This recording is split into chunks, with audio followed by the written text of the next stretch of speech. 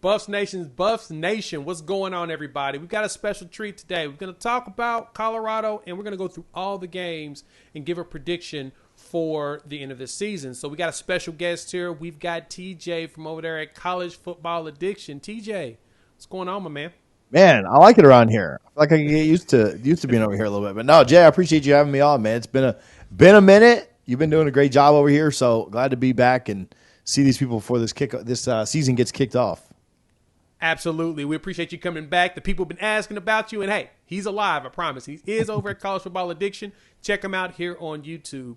And so this video here, we've partnered with DraftKings, and so we'll talk about them in a bit. But TJ, season's about to come up. You know Coach Prime has been doing his thing, right? He's in the media, talking like crazy, and everybody ain't happy. But the good thing for them is they're going into the Big 12, so a new conference, new setup. So wanted to get your thoughts. How do you feel about Colorado going into this new conference? And then we'll go down each one of the games and get your thoughts. But first off, how do you feel about Colorado moving into the Big 12? Yeah, I mean, I think it's good for them. I mean, first of all, the Pac-12, not existing anymore. Like, it was either move or die, right? And so, it's good overall for the program for sure. It's also good, the Big 12 is way more wide open. Like last year, you had a very, distinguished, Oregon, Washington at the top, and then it just felt like everybody else. USC had a lot of hype, but their defense just didn't have it. And so I don't think you have that this year. I think Colorado could absolutely beat anybody and everybody in this conference. I mean, the team that's picked to win it in Utah it played them to a one-score game with a backup quarterback at the end of the year last year. They can beat anybody in this conference. What's maybe tougher is that they could lose to most of the teams in this conference because it is wide open. Any team could beat any other team any given Saturday. And so that's probably a good thing when you look at the talent that Colorado's got. No game is going to be easy. I mean, even their out-of-conference stuff that we'll talk about here in a second is really tough. But I think they're in a good spot because they have a chance to win the conference. I know a lot of us thought they had a chance to win the conference last year going into the year, and then we saw the monster that Oregon and Washington were, and that quickly became like, well, let's see how many games we can just win. But I think they'll be in pretty good shape to be really, really competitive every single week in the Big 12. Yeah, the one thing about the Big 12 is the parity there is real, right? Top teams, bottom teams, they all battle it out, and you see a lot of shuffling every single year.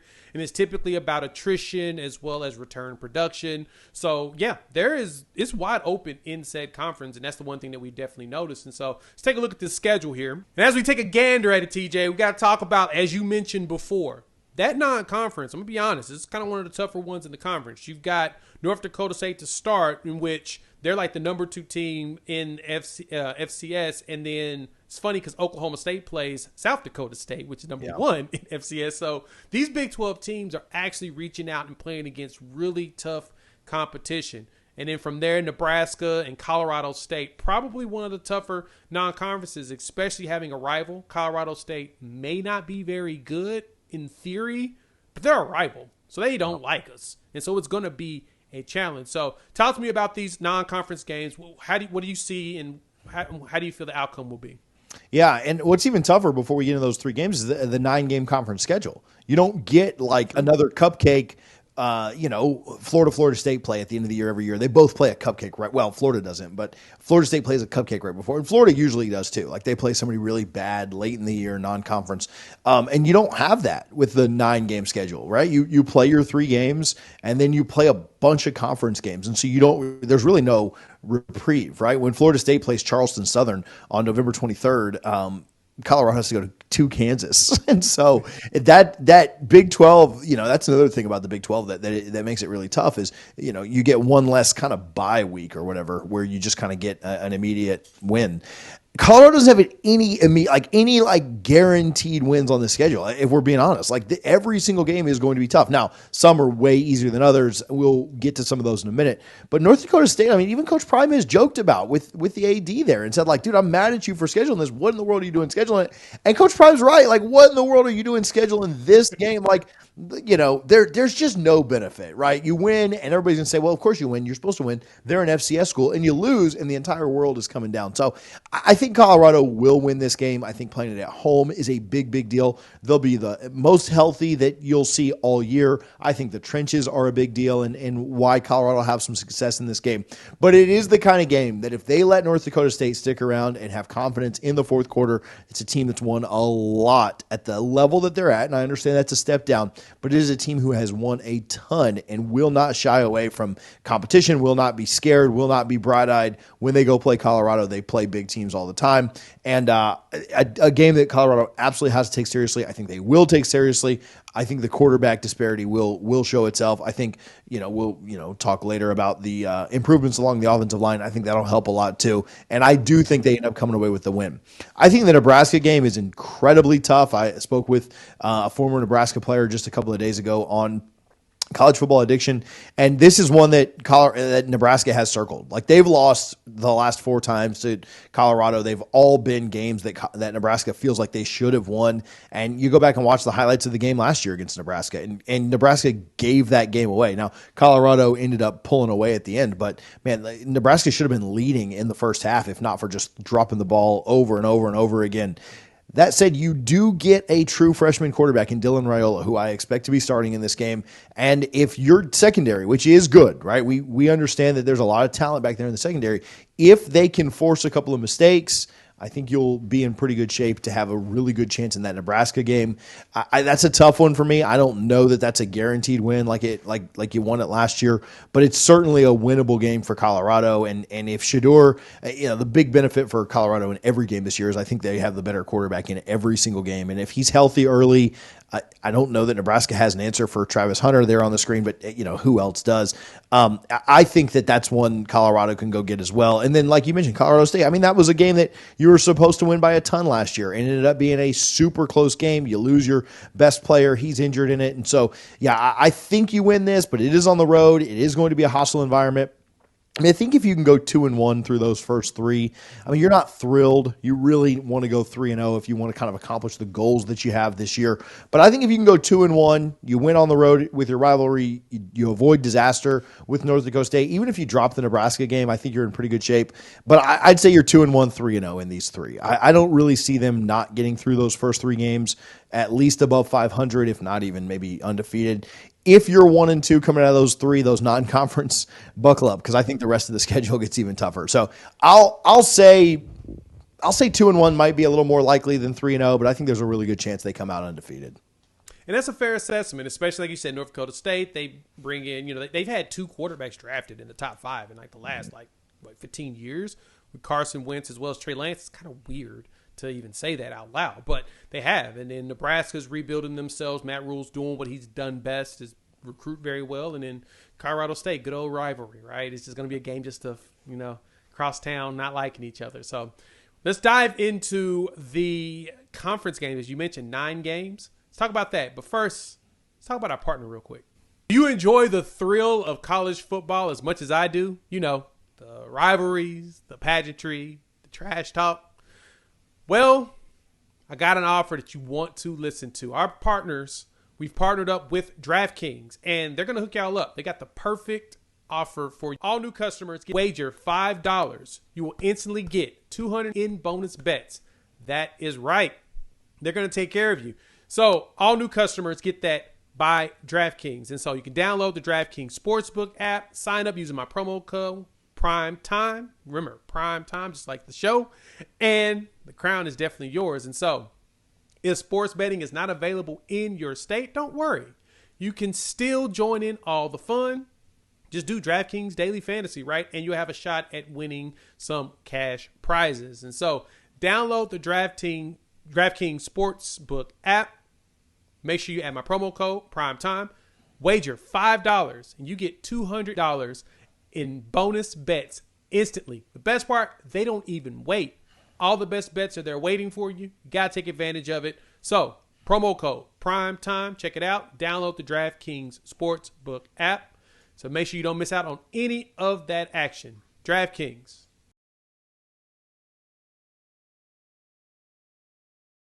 All right, TJ, we got to dive back into the rest of the games, we've got 9 conference games. As you mentioned, you lose that one cupcake that you would usually add before a big game in the season now with this. So with Baylor coming to town, traveling to UCF, and in Kansas State coming into town, how you feeling about that 3-game stretch? Yeah, I think this is one of your more manageable stretches. And I think Baylor is a team that you absolutely have to beat.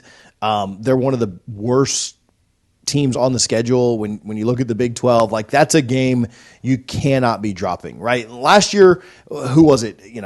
Well, we won't even mention it, but a team that's over in the ACC now, that you had a big lead that wasn't very good, and you let your foot off the pedal at halftime, and they came back and beat you. And every team in this conference is capable, and you could certainly have that happen again, but it felt like that was a game that Coach Prime and the Buffs could not afford to lose. If they'd have won that, then they'd have been one game away the rest of the way from a bowl. Would they have found a way to sneak out that win? I mean, I know they didn't, but if you're playing for something a little bit different, maybe you find a way to get a win later.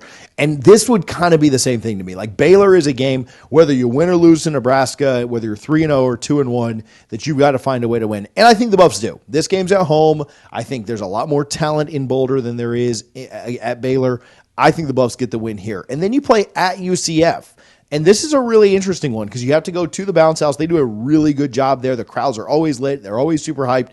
And you're playing a Power 4 type quarterback in KJ Jefferson, or a kid that came from the Power 4. And I know that UCF's in the Big 12 now. I don't want UCF fans to get all upset at me for saying that. But UCF, a program that has only been out of the group of 5 for a year now. But you're playing a really good quarterback in KJ Jefferson. And Colorado has struggled when they've gone up against really, really good quarterbacks. And the quarterback play in the Big 12 is really good. And so they're going to have to be good on the road. I still think Colorado has more talent. I think that this is a game that when you're putting the games, these are games that we're likely to win. These are games we're likely to lose. I kind of lean toward Colorado here, especially if they're 3-1.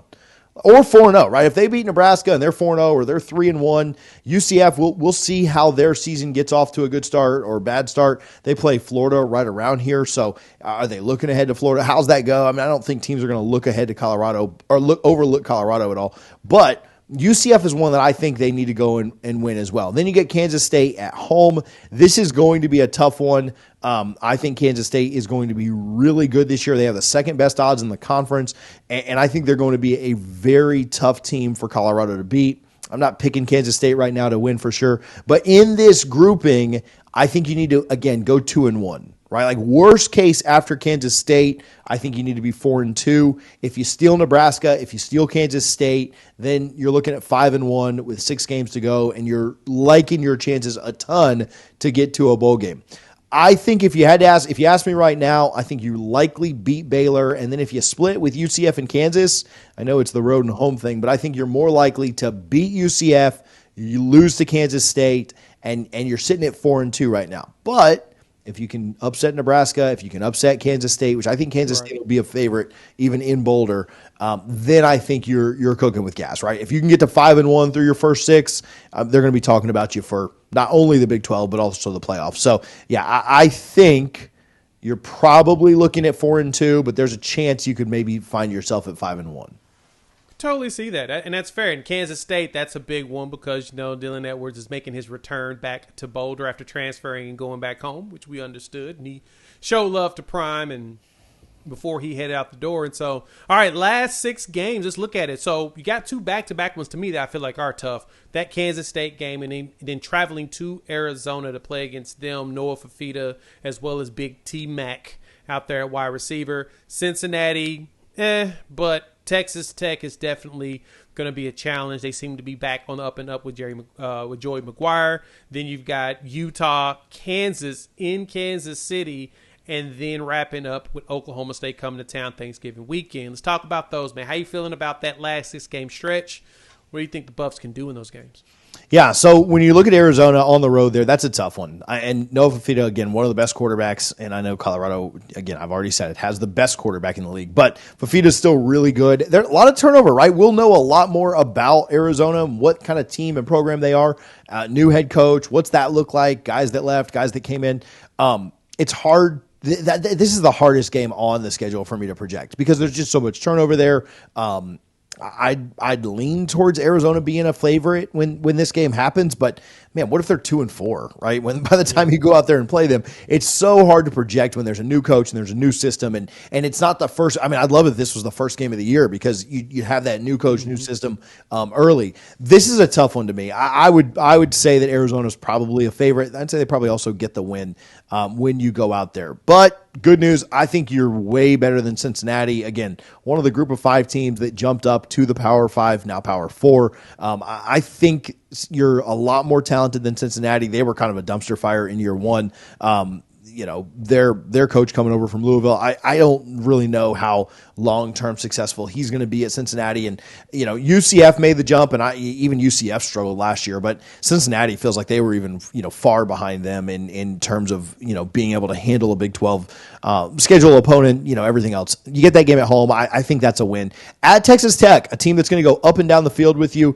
I think they've got things pointing in the right direction there, but that's certainly not a game that I'm chalking up as a loss. That's a road game that I think Colorado could have a lot of success in. I think they match up well. Again, I think you're definitely, I mean, again, I've continued to say this, but you're going to win the quarterback battle most weeks. This is one where it's not as close, right? You have Utah the next week and then Leopold the week after that. Those quarterback battles are much closer to me. I think you have a great chance against Texas Tech. I wouldn't be surprised at all if the Buffs go 2-1 here as well. So I've kind of, looking at each of the 3 segments, you've gone 2-1 at worst, 2-1 at worst, and then 2-1 at worst on the first 3. 2-1 probably is the most likely on the second one, and then probably 2-1 again in the third quadrant of the season. So I think you're probably looking at something like, I don't know, 6-3 at this point. If you've upset someone along the way, maybe you're 7-2. But that 6-3. Probably have 2 Big 12 losses at that point. You're probably not out of the Big 12 talk, but you probably need to run the table to get into the conference championship. Utah at home, I think it all comes down to what's Cam Rising look like. You played them really tough last year with a backup. Obviously, Rising wasn't in there as well. He's about 400 years old, playing in his 8th season. But I think you're, again, that's a really hard one to project. I'd say that if you could split with Utah and Kansas, that would be a great, great outcome. And I don't necessarily know the Buffs are going to do that right now. I'd probably very early take Utah and Kansas in these games and say that, man, those are just probably 2 of the better teams in the conference. Like the Big 12 scheduling folks didn't do you any favors with giving you, I think, 3 of the best teams in the conference in Kansas State, Utah, and Kansas. I wouldn't be shocked at all if the Buffs drop both of those. And then I think they get a little bit of a payback. I don't think Oklahoma State's very good. I know they were in the conference championship last year, but they got blown out by UCF, who wasn't very good. I think Oklahoma State's a little bit overrated. I think you get the win there. To me, that's a 7-5, 8-4 type record if you can get an upset somewhere along the way. So I think they go bowling. I think they get to 7, 8 wins would be, if you can start out 4-0, 5-0, I think you find your way to 8. If, at the end of the day, if Shedeur can outduel Cam Rising or can outduel Lance Leopold in that Utah or Kansas game, maybe they can sneak up there to, closer to 9 wins. And so I have a hard time seeing them getting up to the 10-win mark. I think if you're projecting everything out right now, you say like 7 wins is probably what I see as a good year, a pretty optimistic year. If you can get to 8, I think you're thrilled with that. And Coach Prime obviously wants to go 12-0. Right. I want them to go 12-0 too. I just think that it's going to be tough until we start to see it, right? They start 5-0. We'll get back on here and I'll probably start predicting them to win every weekend. So show it to me early and we'll see. But yeah, I think 7-5, 8-4 is probably how I see it shaking out. No, that's a solid point because that's true. I mean, Prime wants to go undefeated. We would want them to go undefeated, but we got to be realistic here. And yeah, I actually agree with you there. I think with Oklahoma State, as wrapping it up, right? With Kansas and Oklahoma State, the question is with Kansas, who's going to be healthy at quarterback? Because even though Jaden Daniels is back, but he ain't been back to like the last 2 years. It's when he's playing, he's great. When he ain't playing, he ain't playing. So it's kind of hard to predict if they're going to be successful if he's not on the field. And Oklahoma State, of course, once again bringing back some of the most returned production of anybody. I think they're ranked number 3 in the country with returning production this year. So this reminds me of the 2021 Oklahoma State team, who also returned a substantial amount of production. And yeah, they ended up back in the Big 12 championship playing against Baylor. So we'll have to see what that looks like for them going into that end game. But your final prediction for them is 7-5, 8-4? Yeah, I'll go 7-5. Unless they can pull an upset somewhere, I think 7-5 is pretty realistic. You get the 8th win in a bowl if anybody cares about it and anybody plays. I'm not sure if they will, since Shedeur will probably be a top round pick. But yeah, I think 7-5 is probably about what you're looking at. Again, if you can start a little hotter, prove me wrong. 8-4 is definitely doable. Love to see that. Love to see that. Well, TJ, thank you for once again joining us. Go check him out over at the College Football Addiction here on YouTube. Any place else I need to find you, TJ? Dude, that's perfect. Yeah, College Football Addiction. Come hang out. We talk about Colorado a little bit. We really just kind of do national college football stuff all the time. So check us out, College Football Addiction. Well, we appreciate you joining us. Make sure you check out last video that we made. It's going to be right up above me right here. And then, of course, you can always subscribe over there above TJ. Talk soon.